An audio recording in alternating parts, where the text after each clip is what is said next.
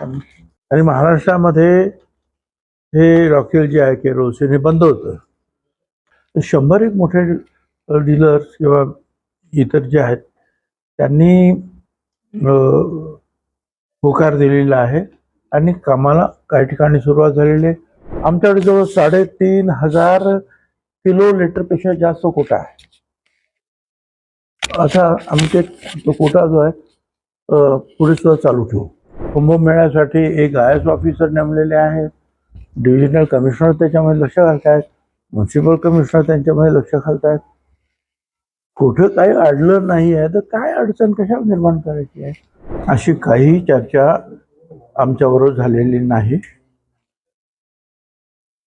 आणि दोन्ही बाजूनी सांगण्यात आलेलं आहे की आता यापुढे जे आहे हा विषय आमच्यासाठी संपलेला आहे. तिकडून पण जयंत पाटलांनी सांगितलं ना की आता यापुढे यावर काही चर्चा करणार नाही. आमच्या बाजूने पण सांगितलं विलीनीकरणावरची काही चर्चा करणार नाही म्हणून. ते त्यांचे नातेवाईक आहेत, काय त्यांचे मला वाटतं काकी लागतात त्या, तर काय वाईट काय त्याच्यामध्ये. जातं परत स्वतः रोहित पवारांच्या पक्षानं सुद्धा जे आहे उमेदवार उभा केलेला नाही आणि त्यांनी पाठिंबाच दिलेला आहे. त्यामुळे त्याच्या चांगली गोष्ट आहे ना, वाईट काय त्याच्यामध्ये. आणि महाराष्ट्रामध्ये हे रॉकेल जे आहे केरोसिन हे बंद होतं. 100 मोठे डीलर्स किंवा इतर जे आहेत त्यांनी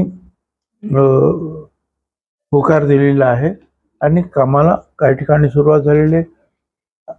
थोडंसं अडचणीत चाललेलं आहे परंतु हळू. आणि आम्ही त्याचे स्पष्ट सांगितलं आहे की ज्यांची जुनी लायसन्स आहेत ती रिन्यू झालं असं समजा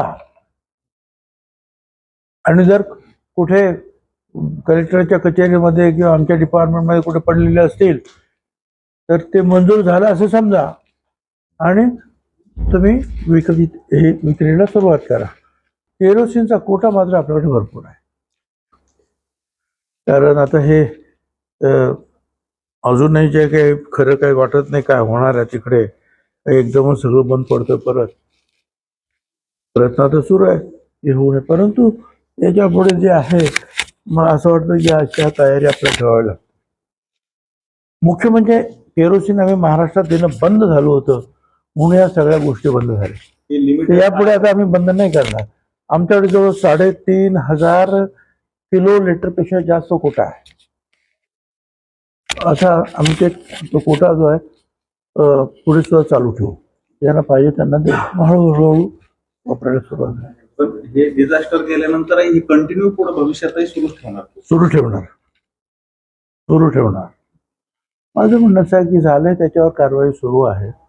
त्याचा अर्थ असा पूर्ण TCS कंपनीला बदनाम करणं हे अजिबात योग्य होणार नाही.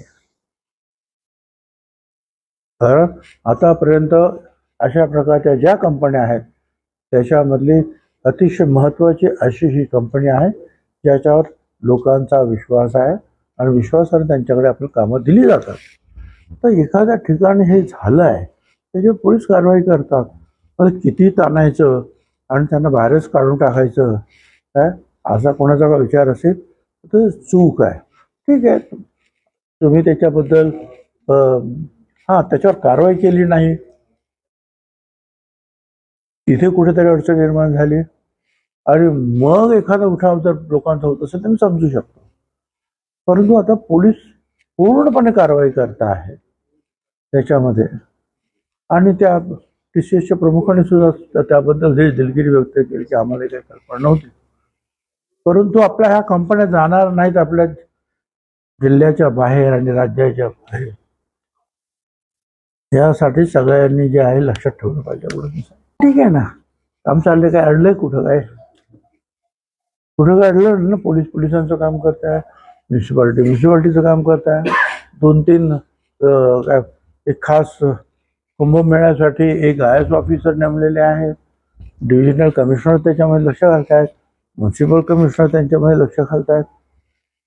कुठं काही अडलं नाही आहे तर काय अडचण कशा निर्माण करायची आहे. चाललंय ना काम.